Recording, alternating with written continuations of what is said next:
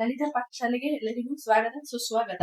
ಇವತ್ತೊಂದು ಪೌಷ್ಟಿಕವಾದ ಹೆಸರುಬೇಳೆ ಮತ್ತು ಕಡಲೆಬೇಳೆ ಅದು ಒಂದು ದೋಸೆ ಮಾಡೋದು ನೋಡೋಣ. ಸಂಜೆ ಹೊತ್ತು ಲೈಟಾಗಿ ಬ್ರೇಕ್ಫಾಸ್ಟ್ಗೆ ಒಂದು ದೋಸೆ ಮಾಡೋದು ನೋಡೋಣ. ಇದು ಬೆಳಗ್ಗೆ ನೋಡಿ, ಇದು ಬೆಳಗ್ಗೆ ಹೆಸರುಬೇಳೆ ಮತ್ತು ಹೆಸರುಬೇಳೆ ಒಂದು ಗ್ಲಾಸು, ಈ ಗ್ಲಾಸಲ್ಲಿ 1 ಗ್ಲಾಸ್ ಹೆಸರುಬೇಳೆ, ಅರ್ಧ ಗ್ಲಾಸು ಕಡಲೆಬೇಳೆ, ಎರಡನ್ನೂ ಬೆಳಗ್ಗೆ ನೆನೆಸಿಟ್ಟಿದೆ.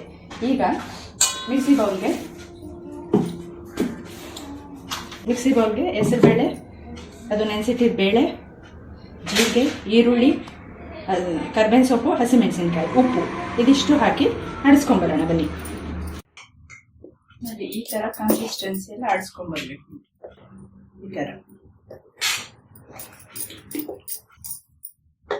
ಬೇಕಾದರೆ ಉಪ್ಪು ನೋಡಿ, ರುಚಿಗೆ ತಕ್ಕಷ್ಟು ಉಪ್ಪು ಬೇಕಾದ್ರೆ ಮೇಲಿಂದ ಹಾಕೊಳ್ಳಿ. ಈ ಥರ ನಾನ್ ಸ್ಟಿಕ್ ತವ ಇದ್ದೀನಿ, ಬಿಸಿ ಆದ ನಂತರ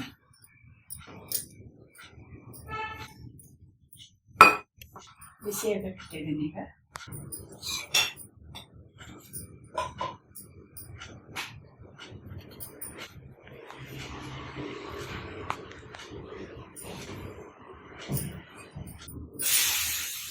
ತವ ಬಿಸಿ ಆಗಿದೆ ನೋಡಿ. ಈ ಥರ ನೀರು ಹಾಕೊಂಡು ಎಲ್ಲ ಬಂದು ಒಳ್ಳೆ ಬಟ್ಟೆ ತಗೊಂಡು ಇಟ್ಕೊಂಡು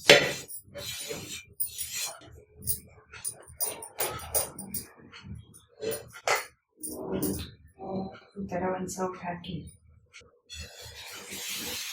ಎಣ್ಣೆಗೊಂಡು ರೌಂಡಿಗೆ ದೋಸೆಗಳನ್ನು ಹಾಕಿ ಚೆನ್ನಾಗಿ ತೆಳ್ಳಗೆ ಚೆನ್ನಾಗಿ ಬರುತ್ತೆ. ಟೇಸ್ಟು ತುಂಬ ಚೆನ್ನಾಗಿರುತ್ತೆ.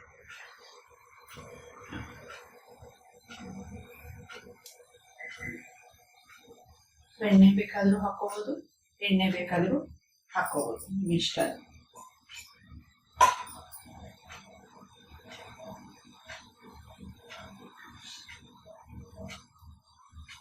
ಇವಾಗ ಚಳಿಗಾಲ, ಇದ್ರ ಜೊತೆಗೆ ಕೆಂಪು ಚಟ್ನಿ, ಹಸಿರು ಚಟ್ನಿ ಎಲ್ಲ ಚೆನ್ನಾಗಿರುತ್ತೆ.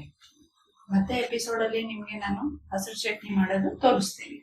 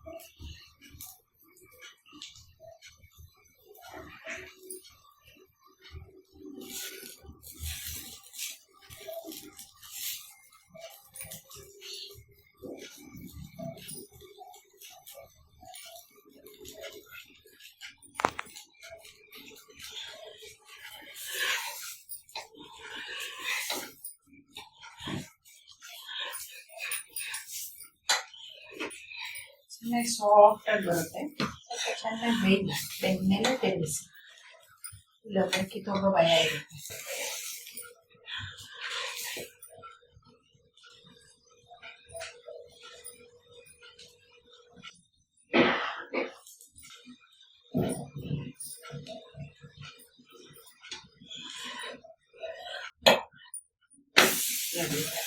ಕೆಂಪಗೆ ಚೆನ್ನಾಗಿ ಬರುತ್ತೆ ದೋಸೆ.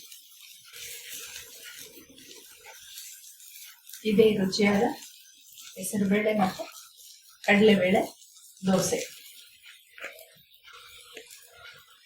ತಿಂದು ರುಚಿ ನೋಡಿ ಇಷ್ಟ ಆದರೆ ಒಂದು ಲೈಕ್ ಮಾಡಿ, ಶೇರ್ ಮಾಡಿ ವೀಕ್ಷಕರೇ.